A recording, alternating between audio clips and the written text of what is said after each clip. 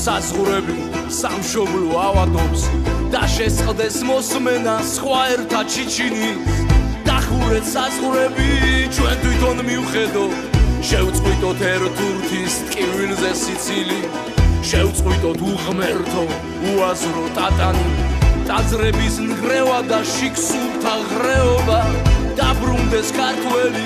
დაბრუნდეს ქართული დაბრუნდეს ინდისი და ჩვენი მეობა